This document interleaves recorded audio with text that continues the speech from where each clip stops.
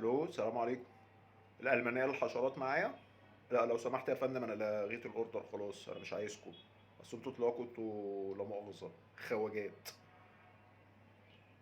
نعمل التليفون التاني بقى. يا كابتن ايتو، انت يا كابتن ايتو الشبكة راحت فين يا كابتن ايتو؟ انت معاك الساعة كام؟ طيب بس سويسرا عملت معاكم الجلاشة من شوية. انتوا مش قلتوا ان انت هتاخدوا كأس العالم باين، ولا كنتوا بتلعبوا المغرب في النهائي؟ طيب يا كابتن ايتو بقى اتغطى بقى يا حبيبي وانت نايم. وادي التليفون. السلام عليكم ورحمة الله وبركاته. معاكم حلقة جديدة في كورة مع المصري. طبعا التليفون ده يا جماعة ده هزار طبعا. اللي حصل امبارح من ألمانيا الناس كلها خلاص عرفته، فضيحة ولا في أكبر من كده من اللي عملوه الألمان امبارح. للأسف خسروا كل العرب اللي بيشجعوهم، وانا اول واحد من الناس كنت بحترم الكره الالمانيه، بس بعد اللي حصل امبارح بصراحه خلاص هي المانيا بالنسبه لي منتهيه.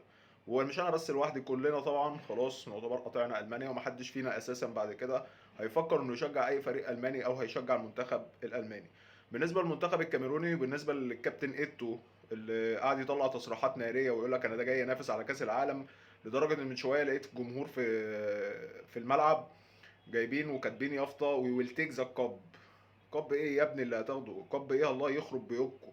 كاميرون ايه اللي توصل نهائي؟ ومع المغرب، مع احترامي للمنتخب المغربي الشقيق، ومع احترامي لاي منتخب افريقي، ومع احترامي لاي منتخب عربي، احنا بينا وبينهم 200 سنه عشان نبتدي بس نوصل نبقى زيهم في الكوره. المنتخبات العربيه لغايه دلوقتي ادت اداء كويس، ما عدا طبعا المنتخب القطري اللي انا مستبعده لغايه دلوقتي ان هو حتى يفكر انه يكسب السنغال بكره، وبتمنى لهم المكسب. لكن احنا كمنتخبات عربيه عمرنا في حياتنا ما هنوصل نبقى زي الكره في اوروبا او في امريكا الجنوبيه.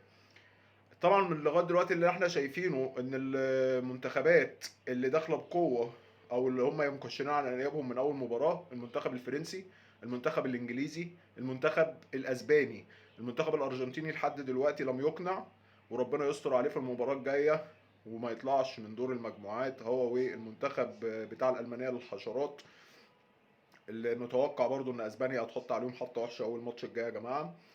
النهارده ان شاء الله في مباراة البرتغال وغانا هتتلعب الساعة 3، ودي برضو مباراة الناس كلها هتتابعها عشان خاطر الدون كريستيانو رونالدو اللي عامل بروباجندا جامدة في الفترة اللي فاتت مع مانشستر يونايتد وفسخوا التعاقد معاه خلاص.